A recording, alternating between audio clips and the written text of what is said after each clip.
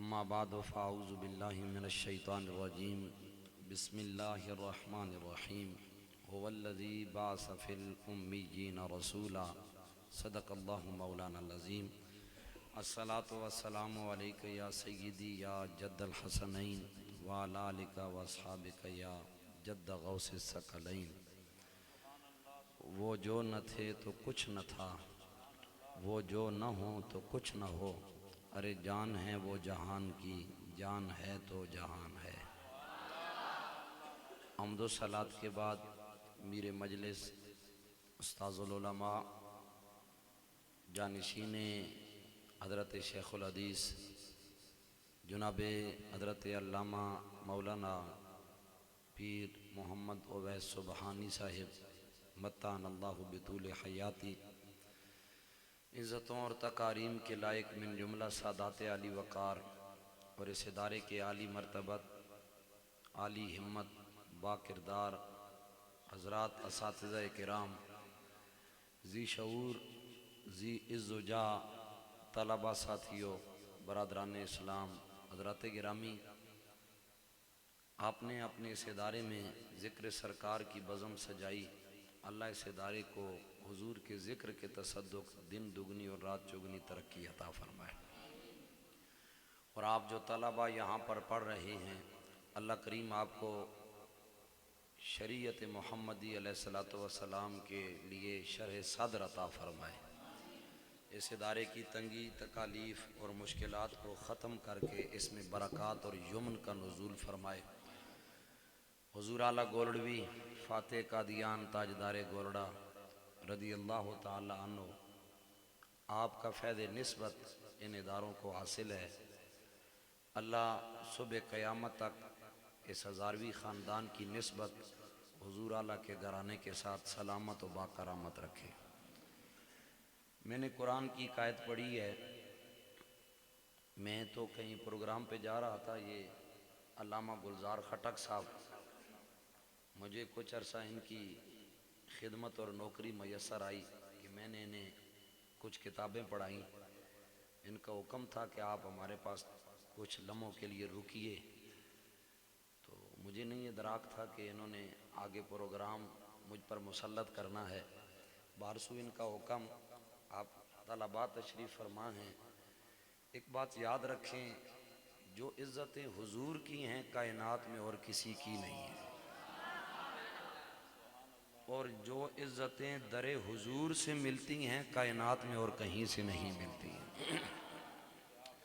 آپ لوگ چنیدہ لوگ ہیں، اللہ کریم نے آپ طلباء کو، کوئی کس گاؤں کا ہوگا، کوئی کس گاؤں کا، شاید آپ میں سے کوئی ایسا بھی ہو کہ جن کے پورے گاؤں میں کوئی حافظ قرآن نہ ہو، لیکن مالک نے آپ کو قرآن کی نوکری کے لیے منتخب کیا ہے۔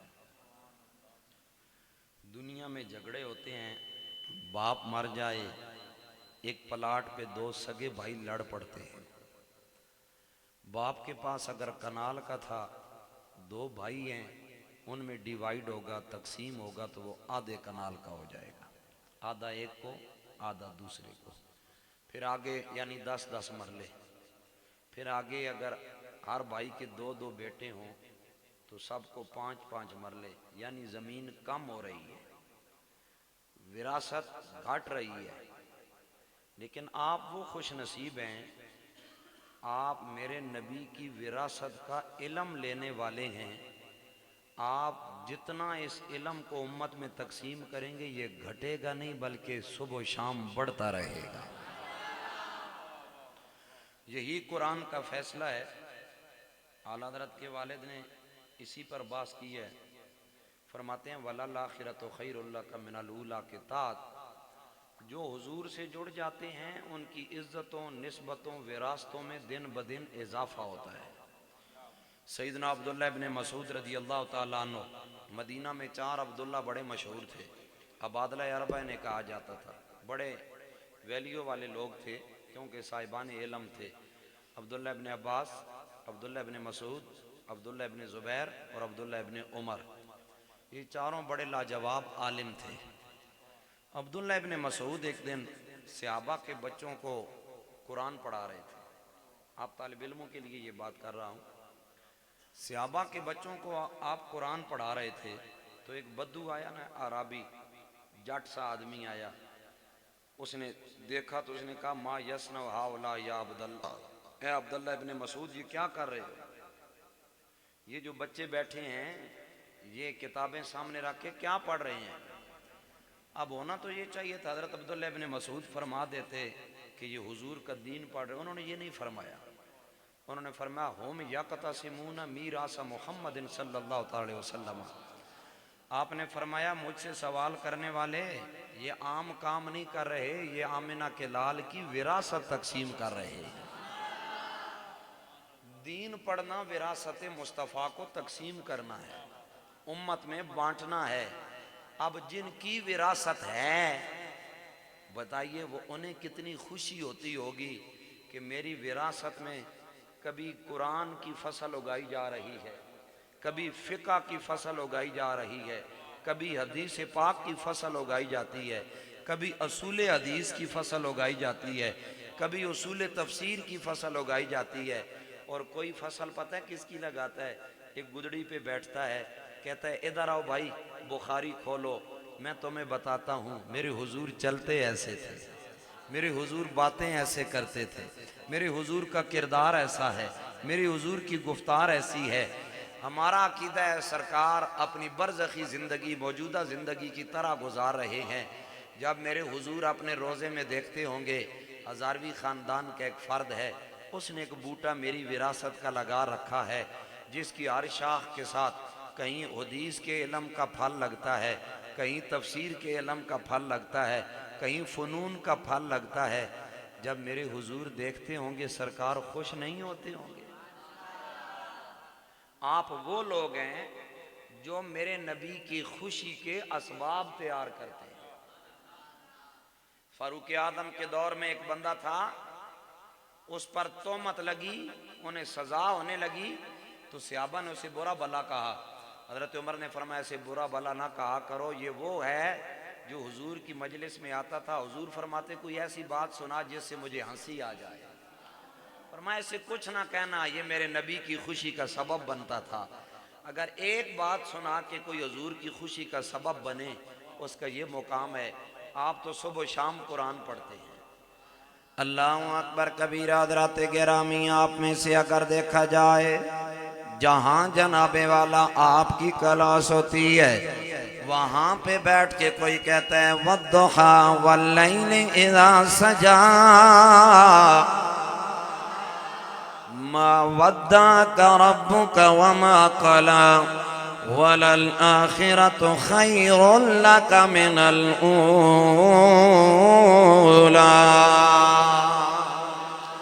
آگے چلیں تو اگلا حافظ قرآن کیا کہتا ہے؟ لا اقسم بهذا البلد وانت حل بهذا البلد ووالد وما ولد لقد خلقنا الانسان في كبد. آپ مجھے بتائیں وہ مجلس کتنی سونی ہوگی اور وہ استاد کتنا اعلیٰ ہوگا. ادھر کان لگائے تو قرآن کی ادھر سے بولی سنائی دے، ادھر کان لگائے تو قرآن کی بولی ادھر سے سنائی دے. اور قرآن کوئی عام کتاب نہیں ہے. کسی نے کیا خوب کہا ہے کہ بدلے گا زمانہ لاکھ مگر قرآن نہ بدلا جائے گا. ہے قول پیغمبر قول خدا فرمان نہ بدلا جائے گا.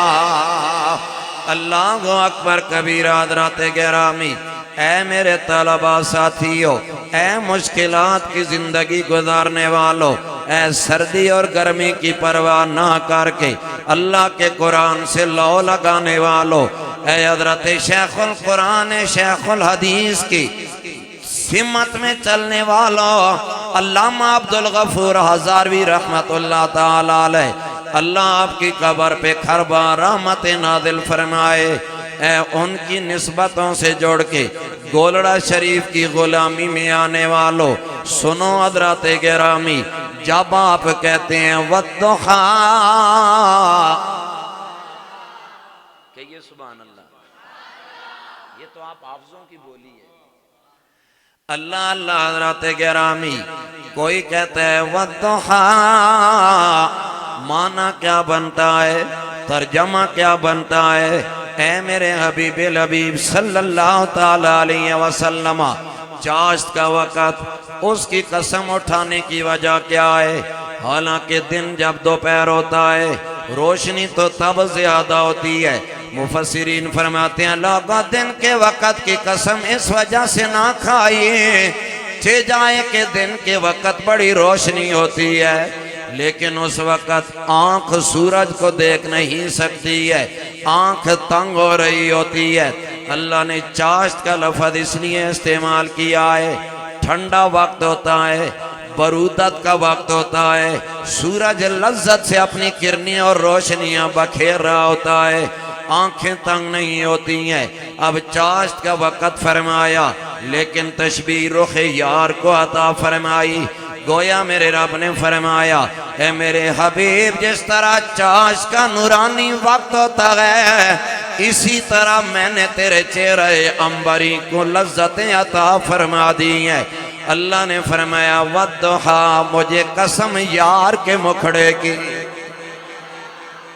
مجھے قسم یار کے، بولیں یار کے، کاش اے حافظ قرآن تو قرآن میں نبی کی شان بیان کرتا ہے، کبھی تجھے سرکار کا دیدار مل جائے تو یقیناً تو تڑپ جائے گا اور تیری زبان پہ ایک ہی جملہ آئے گا، ارے لوگو جس کا نام والضحیٰ کی صورت میں لیا کرتا تھا آج اس سونے نبی کا دیدار ہو گیا ہے، پھر ساری زندگی بندہ تڑپتا ہے اور یہی کہتا رہتا ہے کہ تیری ایک چاش میرا رحمت سے تیرا بیمار بہتر ہے یا رسول اللہ یا حبیب اللہ، پکارو یا رسول اللہ یا حبیب اللہ، ہزارات بھی نسخوں سے نگاہ یار بہتر ہے، آقا ہمارے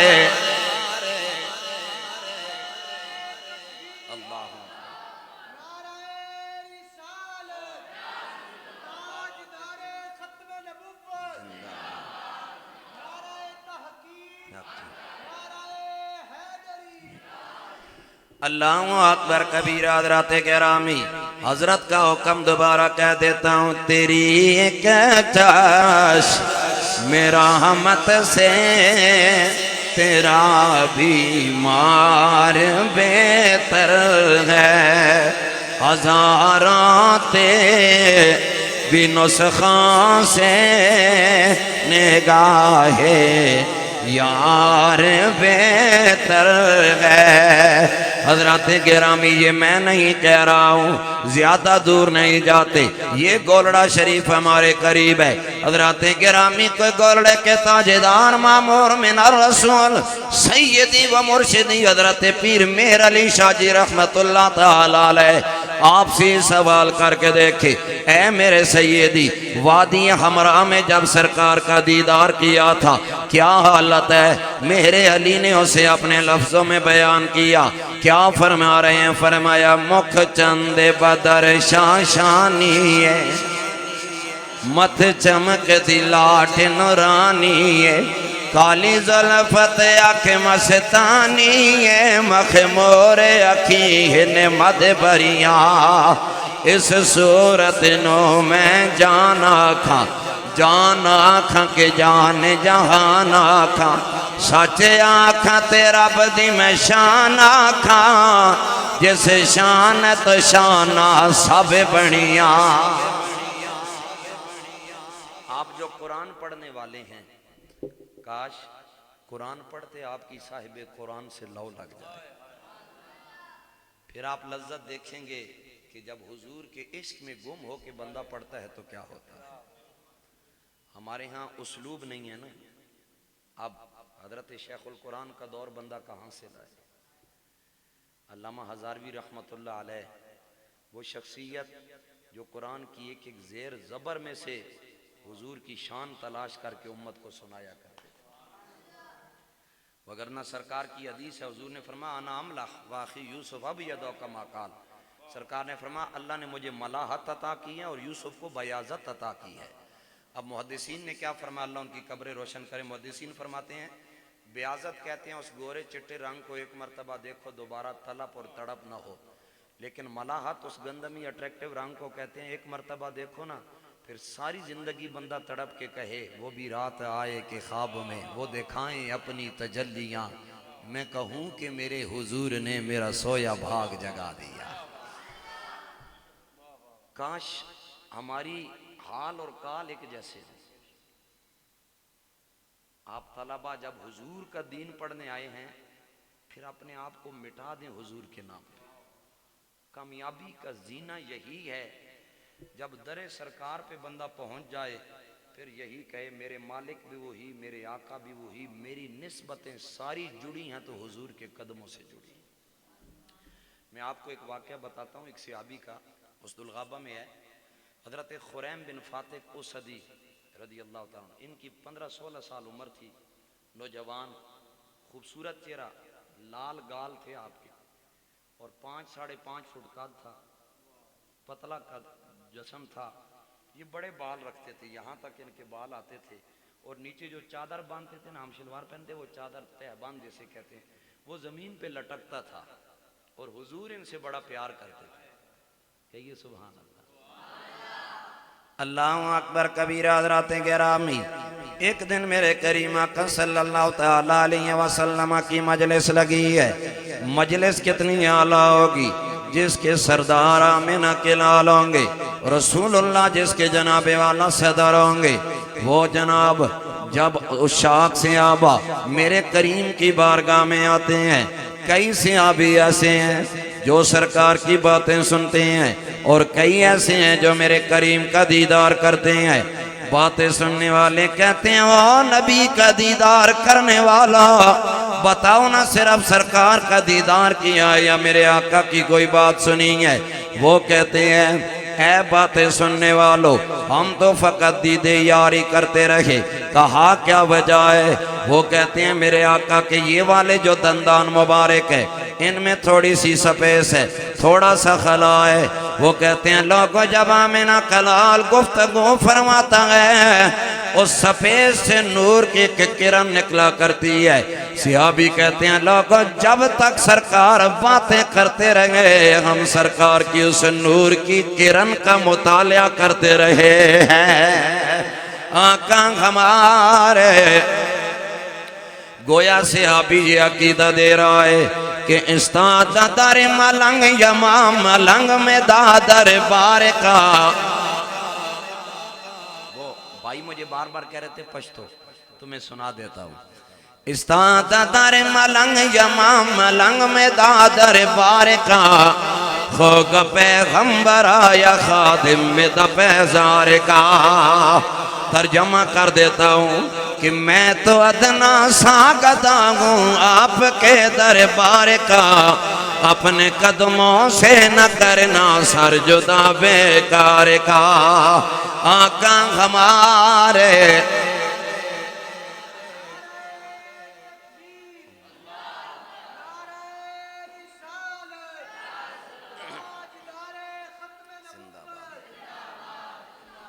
اللہ اکبر کبیرہ حضرات گرامی، حضرت خریم بن فاتح اسدی رضی اللہ تعالیٰ عنہ، ایک دن آپ مجلس سرکار میں نہیں ہے، میرے کریم نے صحابہ کو فرمایا اے میرے صحابہ مجھے خریم بن فاتح اسدی سے بڑا پیار ہے، لیکن سرکار نے فرمایا اگر میرا خریم دو کام نہ کرے اور میرا پیار بڑھ جائے گا۔ یا رسول اللہ کون کون سے کام ہے؟ میرے آقا نے فرمایا ایک تو میرا خریم اس کا تہبند زمین پہ گھسٹتا ہے، خریم اپنا تہبند اوپر کر لے، ٹخنے ننگے رکھے، دوسرا اپنے بڑے بال کٹوا کے میری سنت کے مطابق رکھ لے۔ حضرت خریم مجلس سرکار میں نہیں ہے، وہ صحابی جس نے یہ بات سنی ہے وہ میرے حضرت خریم کے پاس گیا۔ جناب خریم شہر کے چوراہے میں جا رہے تھے، حضرت خریم کو کہنے لگے اے خریم میں تجھے ایک بات بتاتا ہوں، آج سرکار کی بارگاہ میں تیرا تذکرہ ہوا ہے، حضور کی نگری میں تیری باتیں ہوئی ہیں۔ حضرت خریم کہتے ہیں واہ مولا میرا مقدر کہ میرے جیسے عاجز انسان کی باتیں کوچائے جانا میں ہو رہی ہیں۔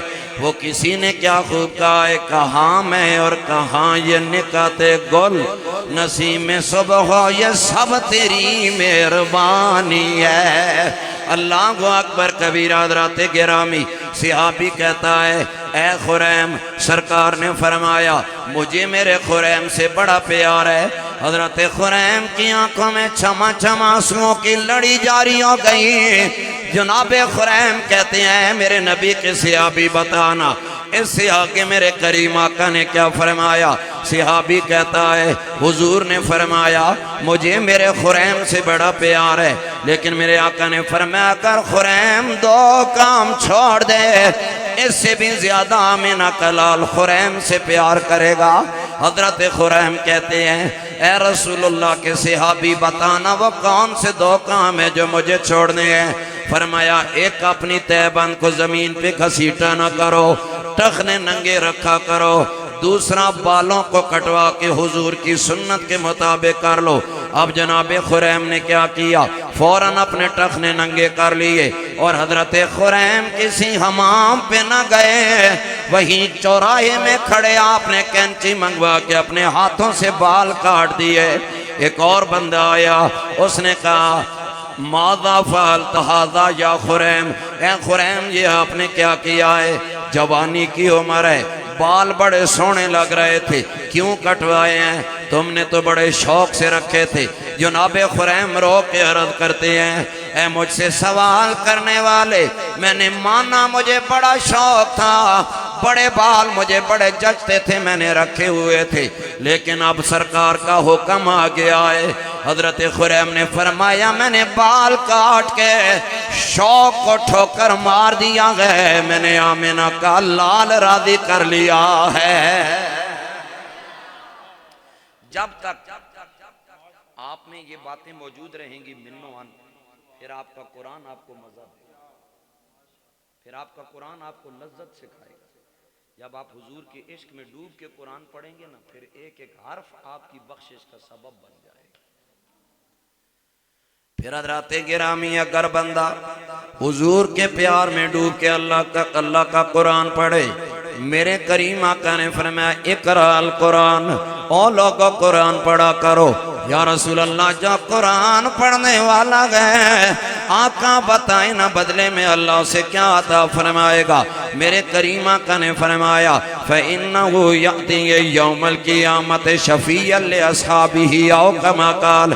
صاحب مستدرک نے اس حدیث کو نقل کیا ہے، میرے آقا نے فرمایا میری غلامی میں ڈوب کے جو قرآن سے تعلق قائم کر لے گا، کل قیامت والے دن جب کوئی بندہ کام نہیں آئے گا، وہاں میرا قرآن شفاعت کرنے آ جائے گا۔ اسی لیے سیدی اعلیٰ حضرت بولے، عظیم البرکت بولے، کسی بھی کتاب کے بارے میں یہ نہیں کہا گیا اسے پڑھو تو تمہاری شفاعت کرے گی، تورات پڑھو شفاعت ہوگی، انجیل پڑھو شفاعت ہوگی، زبور پڑھو شفاعت ہوگی، بائبل پڑھو شفاعت ہوگی، لیکن حضرات گرامی اگر اللہ کا قرآن پڑھا جائے، آمنہ کے لال نے فرمایا یہ قرآن شفاعت کا سبب بن جائے گا۔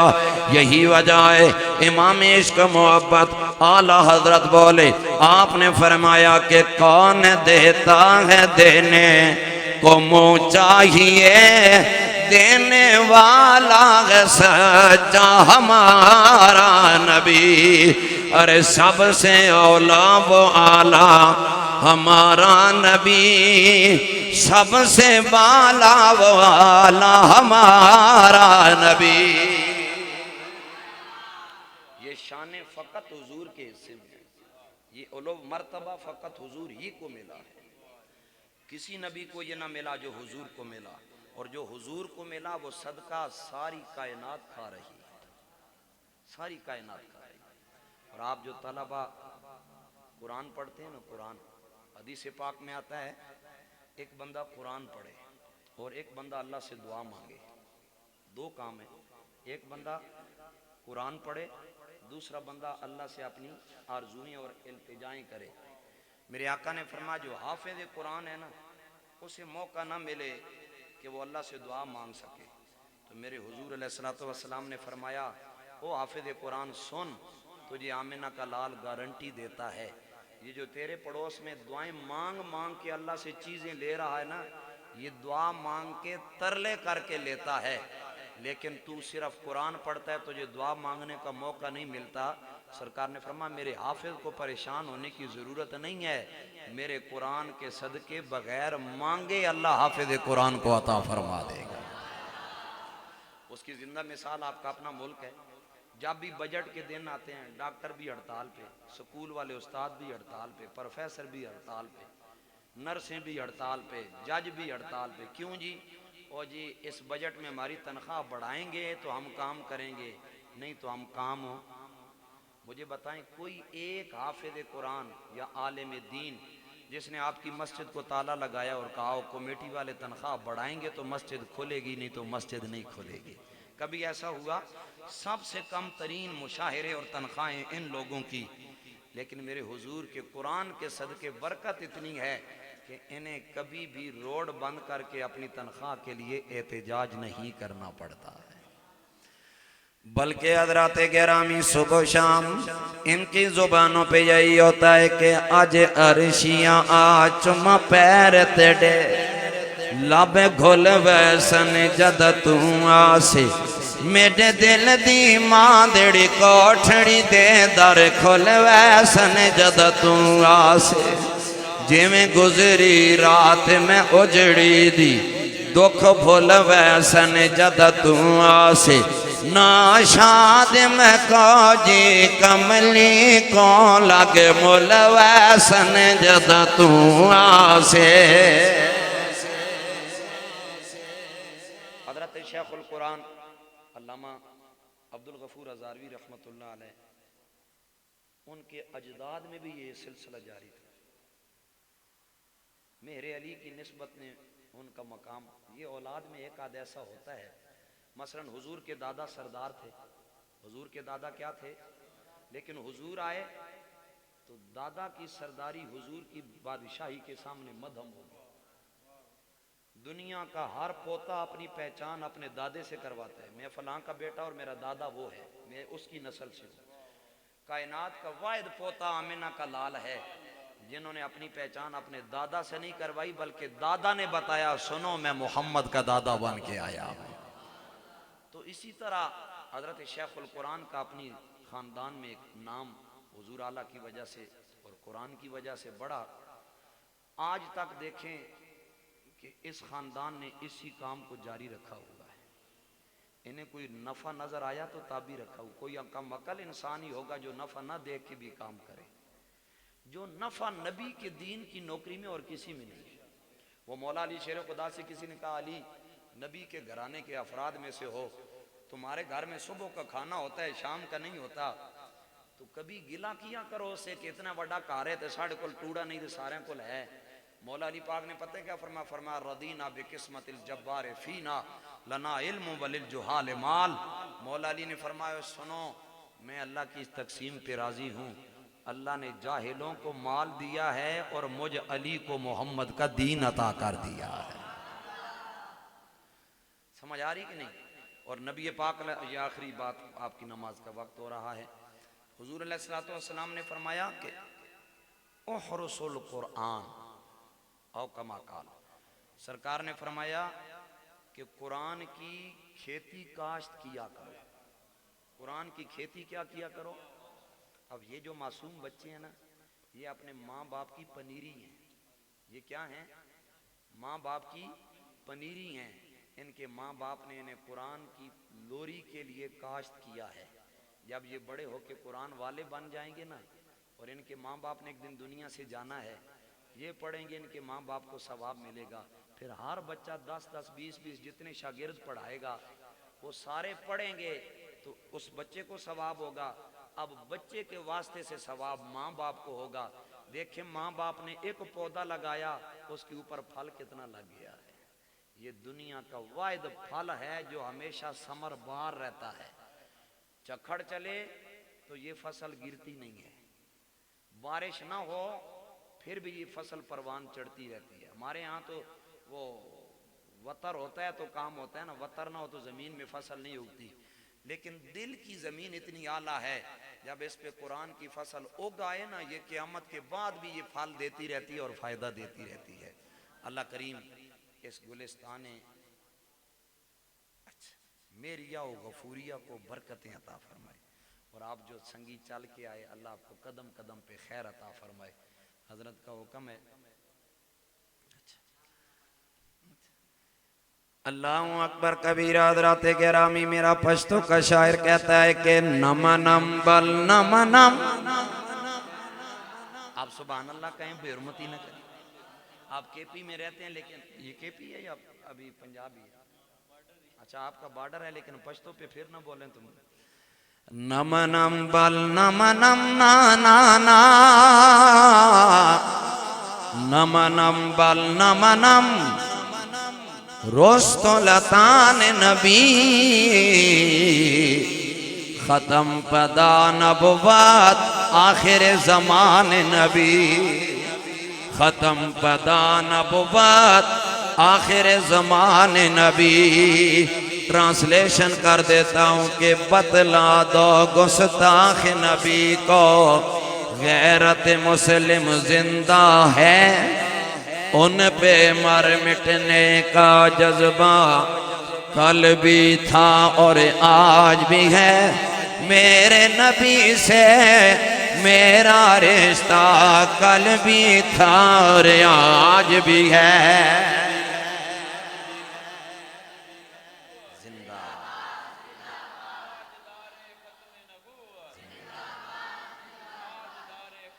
زندہ باد۔ اللہ کریم اس گلستان کو صبح قیامت تک دوام عطا فرمائے، اس خاندان کا فیض جاری رہے۔ آپ طلبہ کو اللہ سینوں میں جو کجی کمی ہے دور کر کے حضور کی محبت کی سوغات نصیب فرمائے۔ آپ کے اساتذہ کی تنگی تکلیفیں اللہ دور فرمائے۔ اس ادارے کے معاونین، منتظمین، یہاں خدمت گاری کرنے والے، صفائیاں کرنے والے، اس ادارے کے لیے محبت کے جذبات رکھنے والے، اللہ سب کو برکات عطا فرمائے، اور حضرت صاحبزادہ صاحب کو اللہ صحت کاملہ واجلہ اور نافعہ سے نوازے رکھے، اور ان کے سینے میں جو ان کے آبا کی طرف سے حضور کی محبت اور عشق کو ودیعت کیا گیا، اللہ اس امانت پہ انہیں کما حق کو پیرا دینے کی توفیق عطا فرمائے۔ وہ ہمارا سرائکی کے شاعر خواجہ غلام فرید کہتے ہیں نا، تیرے کنجر کلا و تھیا تھیا، ایک مسخرہ بھنڈڑا میں بھی سہی، تیرے باغ شہانے شکرے ایک چیڑی دانڈڑا میں بھی سہی، تیرے باغ بہشت گلشن سوہنے ایک ڈھٹڑا کنڈڑا میں بھی سہی، او یار فریدہ جے سونا نظر کا محسو، نہ میں اتھاڑ سو نہ میں اتھاڑ سو۔ واخر دعوایا ان الحمدللہ رب العالمین۔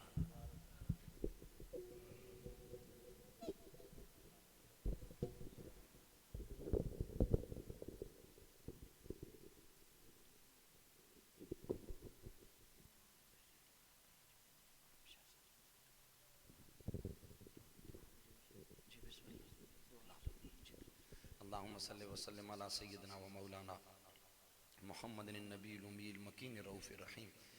بار الہ ہماری اس نوکری اور حاضری کو اپنی پاکیزہ بارگاہ میں قبول فرما۔ دنیا میں جہاں بھی کہیں بندہ جاتا ہے کوئی لالچ کوئی چیز لے کے، لیکن مالک یہ بے لوث جگہ ہے، یہاں پہ حاضر ہونے کا مقصد محبتوں کا امین بن کے آنا اور محبتوں کی سوغات لے کر جانا۔ بار الہ ہمارے لیے قدم قدم کو خیر کا فرما۔ یہ میرے نوجوان دوست تشریف لائے، سادات حضور کے گھرانے کے افراد تشریف لائے، علماء، طلباء، عام لوگ، یا اللہ کریم سب کو برکت عطا فرما۔ فلسطین کے مجبور اور مقہور مسلمانوں کی مدد فرما، خزانہ غیب سے ان کی امداد فرما، یہود و ہنود کو تباہ و نیست و نابود فرما، ہمارے حکمرانوں کو غیرت عطا فرما۔ میرے مالک ہر وہ جگہ جہاں پہ قال اللہ اور قال الرسول کی صدائے دل نواز سوز و گداز میں عشق مصطفیٰ میں ڈوب کے لگتی ہے، ان جگہوں کو صبح قیامت تک آبادیاں عطا فرما، تنگیاں تکلیفیں دور فرما۔ میرے مالک ہمارے ان بچوں کے لیے آسانیاں پیدا فرما۔ مالک الملک ان کا رہن سہن، ان کا کھانا پینا، ان کا چلنا پھرنا، کہیں بھی کوئی تکلیف ہو یا اللہ کریم خزانہ غیب سے امداد فرما۔ لی خمسۃ نطفی بہا حد الوباء الخاتمہ المصطفیٰ والمرتضیٰ وابناہما والفاطمہ۔ محترم شہباز بھائی، ان کے والد گرامی، ان کا وصال ہوا، مالک تجھے واسطہ حضور کے والد گرامی سیدنا عبداللہ رضی اللہ تعالیٰ عنہ، میرے مالک ان کے تصدق ان کے ابا جی کی قبر کو روشن فرما، میرے حضور کی شفاعت ان کے لیے مقدر بنا، میرے مالک ان کے والد کی قبر کو جنت کے باغوں میں سے ایک باغ بنا۔ ہمارے الہ دنیا میں رہتے انسان کون گنہگاری نہیں کرتا، خطا کاریاں نہیں کرتا، سارے کرتے ہیں، لیکن تیری رحمت کا ایک قطرہ جہان کے گناہوں پہ بھاری ہے۔ اپنی رحیمی و کریمی کے صدقے میرے غوث پاک، میرے پیر پیراں، میر میراں کے تصدق، بغداد کے سلطان اور مالک کے تصدق، مالک الملک ان کے والد کی قبر کو جنت کے باغوں میں سے ایک باغ بنا۔ اللہ کافی کثرت الکافی وجد الکافی لکل کافی کفان الکافی ونعم الکافی وللہ الحمد اجمعین برحمتک یا ارحم الراحمین۔